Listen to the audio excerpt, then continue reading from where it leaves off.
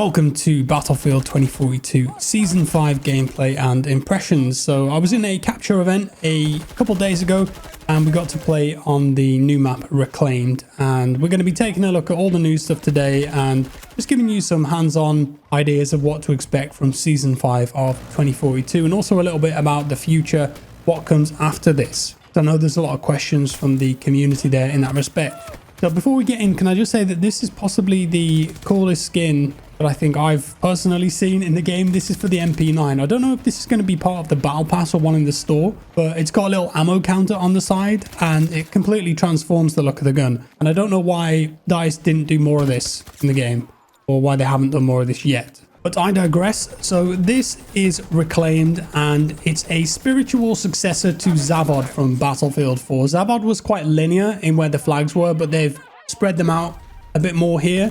So there's more fighting around the outskirts, and it's really fun. I liked it a lot. We were playing with 64 players here, although the capture event wasn't full. So there were some bots. You're going to see some bot kills and bots running around. I think with 128 players, this map is going to be absolute chaos. I think good chaos though.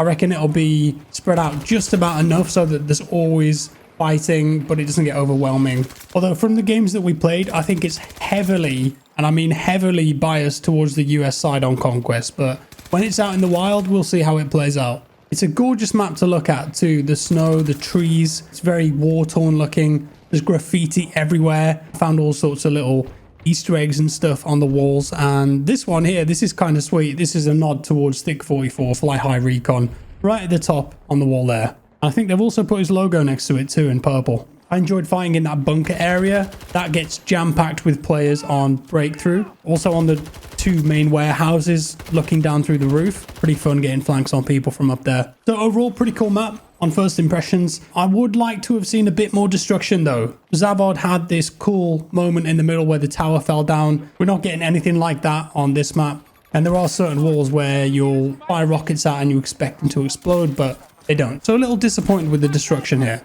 Onto the new hardware then. RPG is back. This thing is awesome. It fires really fast. I think it's a little bit faster than the M5. One hit kill, direct hit on infantry, and I did take out a couple of helicopters as well with it. Although the animation can be a bit scuffed from time to time, and it appeared like you could shoot before the reload had finished on a couple of occasions, so maybe a couple bugs to look into there. G36, new assault rifle, very strong. Had an absolute blast with this. You got a ton of customization options, and it just seems like a really hard-hitting assault rifle. Great in the mid-range, long range, short range, not amazing, but you could still hold your own with the right attachments. Just such an iconic looking gun really, isn't it? Deagle, again, very good. Sounds amazing, looks cool.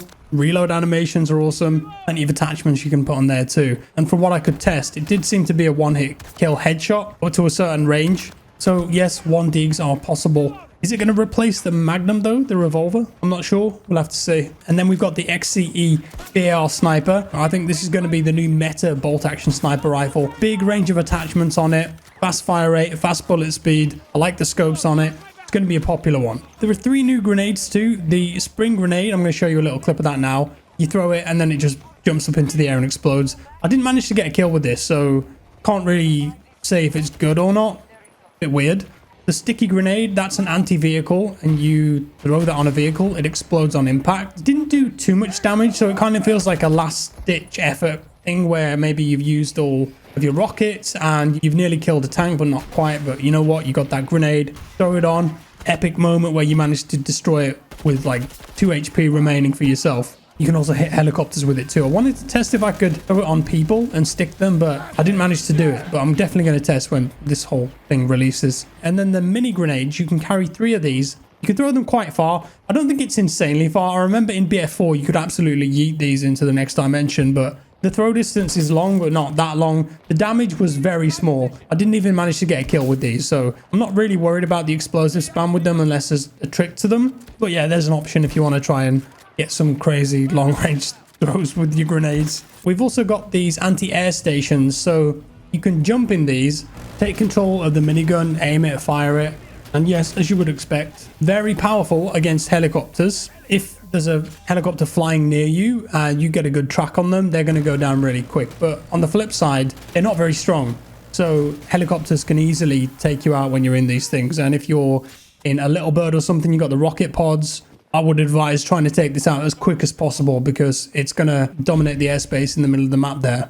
They've also added a full suite of attachments to several of the portal guns. For example, I was just taking a look at the M416, the M16 and the AK here. So there's a lot of 2042 attachments that you can put on these guns now. Didn't test them in game because I wanted to look at the new stuff, but I'm expecting that some of these portal guns are going to be insanely good now, very competitive, because they've got options like extended mags and stuff like that. We're also getting a rework of the map Hourglass, but unfortunately we didn't get to play that in the capture session. Now, I don't know why they didn't let us play it. Maybe it's because they just wanted to show us the new stuff. I'm thinking perhaps it's not coming out on June 7th when Season 5 releases. Maybe they're doing like a mid-season event with it. I'm not sure, but I'm guessing that's what's happening. I mean, personally, I'd like Hourglass to release on the 7th with this map as well. So we've got 2 new maps to play with, but they might want to stagger it. We'll have to wait and see on that. I don't know if they've said whether they're releasing it at the same time or not. Please let me know down in the comments below. But the rework looks pretty good based on the B-roll that they showed us. I don't have any hands-on with it though, so I can't talk to if it's actually a decent map now or not. Aside from that, we've got the usual 100 tier battle pass with a load of skins and gun skins, player cards that you can unlock, charms, etc. I did see these BF4 player cards, and I don't think these are in the game at the moment. So I think it's kind of cool that they're putting these in. So if you're a big fan of BF4 and you want to represent in 2042, then you got that option now. No new specialist in this season, of course. DICE said that they're not making any more specialists for the game. No new vehicle either, so I'm sure that vehicle players are going to be a bit sad about that one. Now, DICE did talk about what's happening after Season 5. It's a bit wishy-washy though, and the language they used doesn't really confirm anything concrete. So they said that beyond Season 5 is happening. They didn't say that there's going to be a Season 6. There's been some teases on social media from developers that there might be, but the language they used was that they are committed to continuing the Battlefield 2042 journey, working through the best ways to bring new content and experiences, and expect to hear from what's planned in the upcoming months. So they've got plans in motion for more content for the game. As to what it is, they're not saying yet, and I think that's a legal thing because maybe they haven't decided or they haven't worked out exactly what they can commit to, because I reckon a lot of the devs are going to be moved on to the next Battlefield game now. They've got 2042 to a good state now, and players are returning, playing it more regularly. And I'd guess that it's making a bit of money now from skins and Battle Pass, that kind of thing. So I think it would be a bad decision for them to just end after Season 5. They're not. They said here there's more, we just don't know what it is. I just feel that after what happened with BF5, they've got to show a strong commitment to this game. Will that happen? Are we going to get a ton more content? I'm not sure. I'd love to see Season 6, 7 and 8 do the full year 2. When we discussed this last, my opinion hasn't changed. If I was in control, I'd be focusing on adding more maps as a priority, and then stuff like more guns, gadgets, and more fun sandbox toys to play around with. And that's all, guys. Thank you so much for watching. Let me know your thoughts down in the comments below. As I mentioned, this comes out on June the 7th, so not long to go until you can all get your hands on it. Appreciate you being here. Drop me a like down below. Help support me. Thank you. Subscribe if you're new, and I'll see you next time. Bye-bye.